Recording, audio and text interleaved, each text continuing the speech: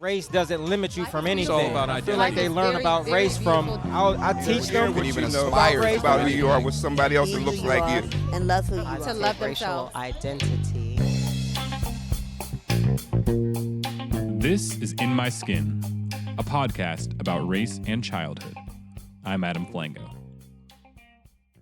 Mamie Phipps was born in 1917 in Hot Springs, Arkansas, a small town on the edge of the Ouachita National Forest. At that time, Hot Springs was a segregated town, with one school for white children and one school for black children, located on opposite ends of town. Students from the two schools would pass each other each day on the way to school, and Mamie did her best to stay out of fights. After all, she had a reputation to uphold. And in that town, it happened that my father was a well-respected black person. And it was a phenomenon that's not very unusual in the South, that even in a highly segregated situation, you will have a few blacks who are permitted to cross certain lines. For example, to go to certain stores and be waited on. Not restaurants, but stores. So that you were always aware of where you could go, where you couldn't go, and what you could do and what you couldn't do. So you knew there was a real chasm, really, between the races there. So it was a part of your childhood. That was Mamie describing her childhood in a 1976 interview. When she was 5 years old, Mamie lived through the terrifying lynching of 28-year-old Gilbert Harris.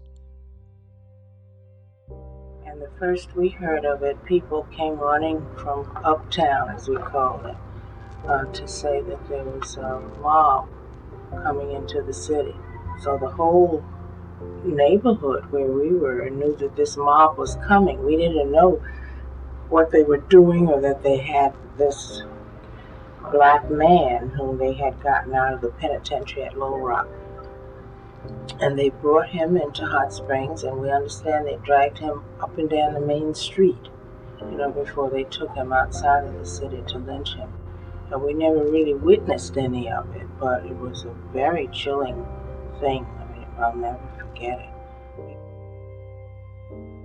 6 decades later, she still remembered the fear she felt as a young girl, afraid to leave her home. At that early age, she was conscious of her own skin color. She would go on to leave Arkansas, though, heading to Howard University in Washington, D.C. to study mathematics. Later, she would pivot to psychology and meet Kenneth Clark, whom she would marry and partner with on a series of studies commonly referred to as the doll studies. If you've ever learned about race and childhood, you've probably heard of the Clark's doll study.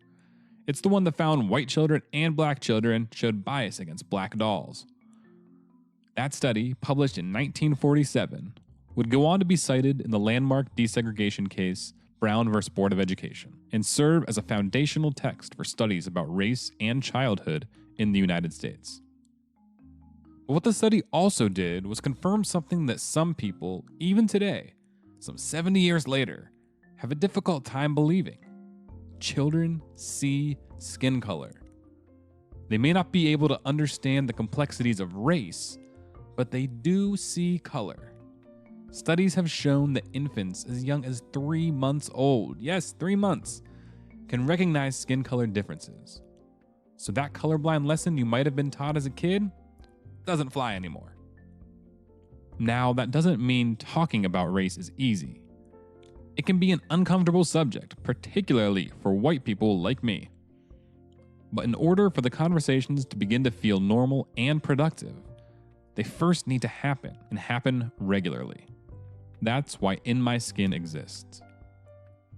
In My Skin is our chance to have a conversation about race and childhood.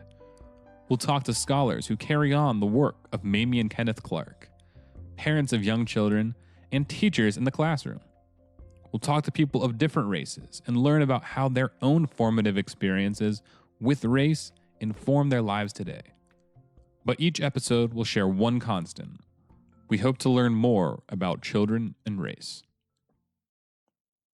In My Skin is a production of the University of Pittsburgh's P.R.I.D.E program, which stands for Positive Racial Identity Development in Early Education.